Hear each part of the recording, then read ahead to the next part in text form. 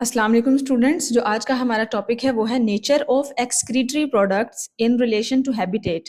यानी कि हमने हैबिटेट के हवाले से देखना है, इन्वायरमेंट के हवाले से देखना है कि कौन से ऑर्गेनिज्म अपने अंदर से कौन सी किस तरह की एक्सक्रीटरी प्रोडक्ट्स जो है रिलीज करते हैं।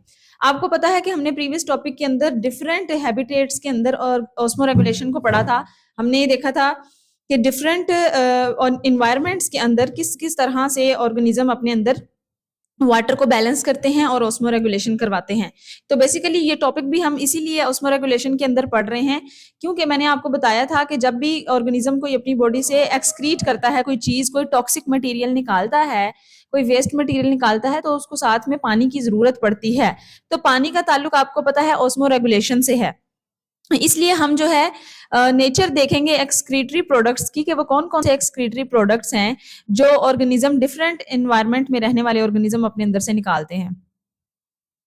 तो आपको पता है कि मेटाबॉलिक वेस्ट होता है हमारी बॉडी में, उसने हमारी बॉडी से बाहर निकलना होता है। जो भी हमारी बॉडी में फंक्शन हो रहे होते हैं ना, या खास तौर पे जो डाइजेशन हो रही होती है, वहां से हमारी बॉडी के अंदर वेस्ट भी बनते हैं। जिस तरह अगर हम खाना खाते हैं तो वहां से कुछ अमाइनो एसिड्स टूटते हैं, प्रोटीन टूटती हैं, अमाइनो एसिड टूटते हैं, लिपिड्स के मॉलिक्यूल टूटते हैं, बहुत सारी चीजें जो भी हम खाते हैं वो ब्रेक डाउन उनकी होती है।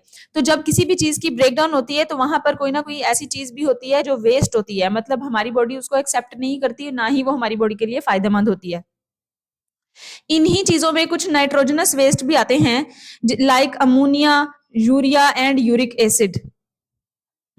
अब अमोनिया क्या है? ये ammonia, urea and uric acid ये मेटाबॉलिक वेस्ट हैं। जब भी हमारी बॉडी के अंदर कोई मेटाबॉलिज्म होता है तो उसके नतीजे में ये जो है प्रोडक्ट्स रिलीज होने के लिए तैयार हो जाती हैं। These waste are excreted as water solutes, और ये वाटर के साथ मिलकर इन्होंने बाहर निकलना होता है।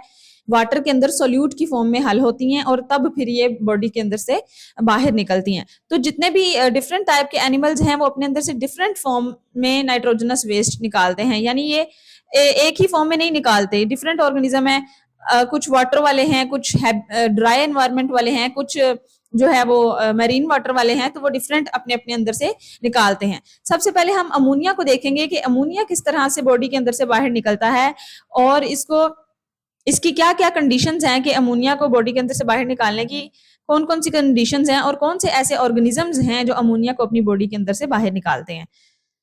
तो अमोनिया बेसिकली मैंने आपको बताया था कि जब हमारी बॉडी के अंदर प्रोटीन टूटती है तो वहां पर एक अमाइनो ग्रुप रिलीज होता है NH2।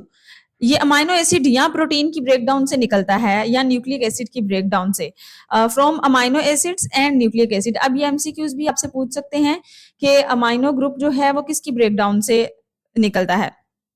तो ये अमाइनो एसिड या न्यूक्लिक एसिड से टूटता है और फौरन से जाकर हमारी बॉडी के अंदर हाइड्रोजन के साथ मिल जाता है। जब NH2 और H मिलते हैं तो ये NH3 बना देते हैं अमोनिया, जिसको हम बोलते हैं। अब अमोनिया हमारी बॉडी के अंदर इतना ज्यादा टॉक्सिक होता है कि ये बॉडी के अंदर रह नहीं सकता, लेकिन इसने बॉडी से बाहर निकलना होता है क्योंकि ये हमारा वेस्ट मटेरियल है और बहुत ज्यादा टॉक्सिक है। तो आपको पता है जब भी किसी चीज की हमने टॉक्सिसिटी कम करनी होती है तो हम क्या करते हैं, उसको पानी के अंदर मिक्स करते हैं ताकि उसकी एसिडिटी या टॉक्सिसिटी कम हो जाए। तो ये बच्चे, इसकी टॉक्सिसिटी इतनी ज्यादा होती है कि 1 ग्राम अमोनिया को 500 ml वाटर की जरूरत होती है डिजोल्व करने के लिए, ताकि इसको हम नॉन टॉक्सिक बना सकें। तो इतना ज्यादा पानी अगर जिन एनिमल्स की बॉडी में हो कि वो 1 ग्राम अमोनिया के लिए 500 ml जो है वो कर सकें, 500 ml पानी को अफोर्ड कर सकते हैं, तो वो लोग क्या करते हैं, फिर अमोनिया को अपनी बॉडी से रिलीज करवा देते हैं। और इस तरह के एनिमल्स को हम क्या कहते हैं, अमोनोटेलिक कहते हैं। इस तरह के ऑर्गेनिजम्स को हम अमोनोटेलिक कहते हैं। इसके अंदर आती हैं मोस्ट फिशेज, क्योंकि आपको पता है फिशेज की बॉडी में पानी बहुत ज्यादा होता है तो ये आसानी से निकाल सकती हैं। प्रोटोजोन्स हैं ये, उसके बाद स्पॉन्जेस हैं, ये फंजाई होते हैं, एंड कोइलेंट्रेट्स हैं। यहाँ पर मैं आपको कोइलेंट्रेट्स की भी पिक्चर जो है वो दिखा दूंगी। उसके बाद मरीन एनिमल्स हैं कुछ, ये अमोनिया को जो है डायरेक्टली अपनी बॉडी से बाहर निकाल देते हैं, क्योंकि आपको पता है कि इनकी बॉडी के अंदर बहुत ज्यादा पानी मौजूद होता है, तो इसलिए ये अफोर्ड कर सकते हैं इसको। दूसरे नंबर पे हमारे पास आता है यूरिया। यूरिया का ये फॉर्मूला भी लिखा है, इसको भी आप याद कर लीजिएगा, ये एमसीक्यूज के तौर पे आपसे पूछ सकते हैं। यूरिया भी बच्चे एक वेस्ट मटेरियल है। अब ये यूरिया कैसे बनता है मैं आपको ये बताती हूँ। देखें, जब ऐसा होता है कि टेरेस्ट्रियल एनिमल्स होते हैं ना, जो उनसे खुश्की पे रहने वाले एनिमल्स, बनता उनकी बॉडी में भी अमोनिया ही है। ये जो अमोनिया है ना, ये आपने याद रखना है कि ये प्राइमरी वेस्ट मटेरियल है, यानी हर एनिमल की बॉडी में यही बनेगा, चाहे वो पानी में रहता है या जमीन पे रहता है या वो जमीन के अंदर रहता है। जब वेस्ट मटेरियल की बात आएगी नाइट्रोजनस वेस्ट की, तो बनेगा सबसे पहले अमोनिया ही। लेकिन कुछ एनिमल्स के अंदर इतना ज्यादा पानी होता है कि वो अमोनिया को उसके अंदर हल करके नॉन टॉक्सिक बनाते हैं और बॉडी से बाहर निकाल देते हैं। लेकिन कुछ एनिमल्स इस तरह के होते हैं जो खुश्की पे रहने वाले होते हैं, जिस तरह टेरेस्ट्रियल एनिमल्स है, लाइक इसमें हम ह्यूमन बींग्स भी आते हैं। तो इन्होंने क्या करना होता है, ये अपनी बॉडी से इतना ज्यादा पानी बाहर नहीं निकाल सकते, इन्होंने वाटर को कंजर्व करना होता है, अपने अंदर बचा के रखना होता है, इनकी बॉडी को जरूरत होती है। तो ये इतना ज्यादा पानी अफोर्ड नहीं कर सकते अपनी बॉडी से बाहर निकालना, कि अमोनिया को निकालने के लिए इतना ज्यादा पानी लगा दें। तो फिर ये क्या करते हैं, कन्वर्ट कर देते हैं अमोनिया को यूरिया में। और वो काम कौन करवाता है, लीवर करवाता है। जो हमारा लीवर होता है, ये जब अमोनिया को यूरिया में कन्वर्ट करता है तो ये एक साइकिल चलाता है। इस साइकिल को हम यूरिया साइकिल भी बोलते हैं। और उसके बाद फिर ये किडनीज के थ्रू हमारी बॉडी से एक्सक्रीट करवा देता है यूरिया को। ठीक है, तो अमोनिया डायरेक्टली नहीं हो सकता था, तो इसने अमोनिया की टॉक्सिसिटी को कम किया लीवर ने, ताकि ज्यादा पानी की जरूरत ना पड़े, और उसको एक कम टॉक्सिक वाले मॉलिक्यूल में तब्दील कर दिया, जिसको हम यूरिया कहते हैं। और यूरिया जो है बच्चे, ये इससे कम थोड़ा टॉक्सिक होता है। इतना कम होता है कि 1 ग्राम यूरिया को नॉन टॉक्सिक बनाने के लिए सिर्फ 50 ml पानी की जरूरत होती है, यानी 1 गिलास का 5वां हिस्सा। 1 गिलास का 5वां हिस्सा पानी अगर हो तो 1 ग्राम यूरिया जो है आराम से हमारी बॉडी से बाहर निकल सकता है। देखें कहां पे हमने 500 ml पानी लगाना था अमोनिया को निकालने के लिए, वही काम हमारे लीवर ने कर दिया हमारे लिए आसान, और उसने हमारे जो है वो ½ लीटर पानी को बचा लिया और 50 ml पानी के साथ ही उसको मिक्स करके डाइल्यूट कर दिया, ताकि वो नॉन टॉक्सिक हो जाए। यूरिया बनाया ना, ताकि वो यूरिया जो है इजीली नॉन टॉक्सिक बन जाए। और फिर क्या करता है, वो एनिमल्स अपनी बॉडी से यूरिया को बाहर निकालते हैं, जिनके अंदर इतना ज्यादा पानी नहीं होता। तो जो एनिमल्स बच्चे यूरिया को अपनी बॉडी से बाहर निकालते हैं, उनको हम बोलते हैं यूरियोटैलिक। तो हमने ऊपर पढ़ा कि जो अमोनिया को डायरेक्टली बाहर निकाल देते हैं, जिनके अंदर बहुत ज्यादा पानी होता है, इनको हम अमोनोटैलिक बोलते हैं। और जो यूरिया को अपनी बॉडी से बाहर निकालते हैं, इनको हम यूरियोटैलिक बोलते हैं। उसके बाद तीसरी एग्जाम्पल है जी यूरिक एसिड। यूरिक एसिड क्या होता है, अब यूरिक एसिड बच्चे उससे भी निचला दर्जा है, सबसे लेस जो कम टॉक्सिक है ना, वो यूरिक एसिड होता है। कुछ इस तरह के एनिमल्स होते हैं जिनकी बॉडी के अंदर पानी होता ही नहीं है, वो बहुत ज्यादा खुश्की में रहने वाले होते हैं, जैसे कीड़े मकोड़े हो गए, जैसे इंसेक्ट्स हैं, कीड़े मकोड़े हैं, उसके अलावा बर्ड्स हैं। आपको पता है ये अपनी बर्ड्स जो है अपनी चोंच के साथ पानी पीते हैं, एक एक कतरा करके। तो इनकी बॉडी में तो समझे कि पानी ना होने के बराबर है। और इंसेक्ट्स जो होते हैं ये तो पानी पीते ही नहीं है, तो इनकी बॉडी में पानी होता ही नहीं है। तो इसलिए इन्होंने ये ना ही अमोनिया को बाहर निकाल सकते हैं और ना ही यूरिया को बाहर निकाल सकते हैं, क्योंकि बच्चे दोनों के लिए पानी की जरूरत है। चाहे उसके लिए ज्यादा है अमोनिया के लिए और यूरिया के लिए कम है, लेकिन दोनों के लिए है तो पानी की जरूरत है ना। तो इनकी बॉडी के अंदर, इंसेक्ट्स की या बर्ड्स की बॉडी के अंदर पानी होता ही नहीं है, मींस के ना होने के बराबर होता है।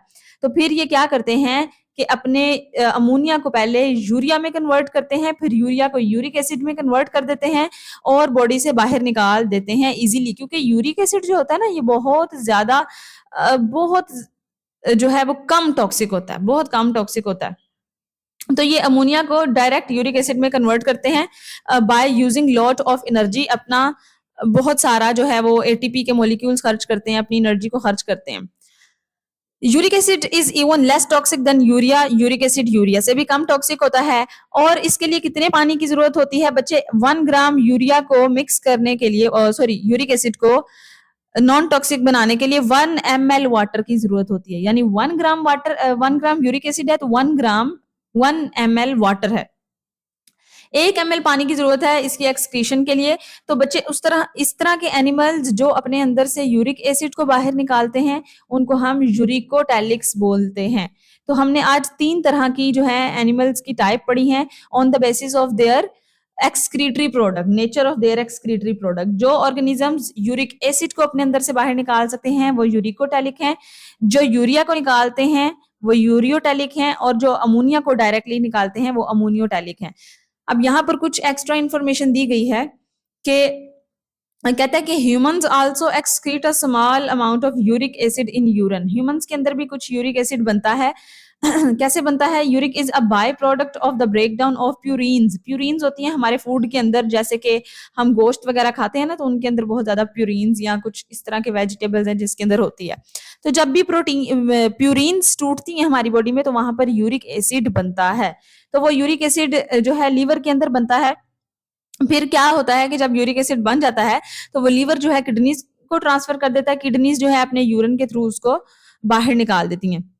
लेकिन अगर यूरिक एसिड बहुत ज्यादा हो जाए हमारी बॉडी के अंदर, मतलब हमने एक्सेस फूड खा लिया बहुत ज्यादा, एक हमारा इस तरह का लाइफस्टाइल है कि कुछ लोग होते हैं ना जो बहुत ज्यादा गोश्त खाते हैं, तो आपने देखा होगा कि उनको फिर यूरिक एसिड का मसला हो जाता है, उनका यूरिक एसिड बढ़ जाता है। फिर डॉक्टर्स जो है उनको गोश्त खाने से मना कर देते हैं। तो ये यूरिक एसिड ना बेसिकली क्रिस्टल्स की फॉर्म में होते हैं, ये फिर सॉलिड फॉर्म में आ जाते हैं। और ये सॉलिड फॉर्म में आके जॉइंट्स के अंदर और टिश्यूज के अंदर वहां पर जमा हो जाते हैं, जिसकी वजह से बहुत ज्यादा पेन होती है और वहां पर जॉइंट्स में सूजन भी हो जाती है। इस कंडीशन को या इस बीमारी को हम गाउट भी कहते हैं। ये एक बीमारी है जिसको हम गाउट भी बोलते हैं। तो अगर इस टॉपिक के एग्जाम के पॉइंट ऑफ व्यू से बात की जाए, तो ये बच्चे एक लॉन्ग क्वेश्चन भी आ सकता है आपसे, नेचर ऑफ एक्सक्रीटरी प्रोडक्ट जो है वो पूछी जा सकती हैं तीनों का नाम लेकर। और आपसे डिफरेंस भी पूछा जा सकता है, डिफरेंस बिटवीन अमोनोटैलिक या यूरियोटैलिक, या आपसे difference between ureotelic and uricotelic भी पूछा जा सकता है। उसके अलावा इसमें से एमसीक्यूज की बात की जाए तो आपने ये रेशो याद रखनी है कि कौन से मॉलिक्यूल को कितना पानी चाहिए होता है डाइल्यूट होने के लिए। और ये जो गाउट है, यहाँ पर ये गाउट का शॉर्ट क्वेश्चन यहाँ से बन सकता है, तो ये आपने याद करना है। अगले लेक्चर में हम थर्मो रेगुलेशन को डिटेल से डिस्कस करेंगे। अभी के लिए अल्लाह हाफिज।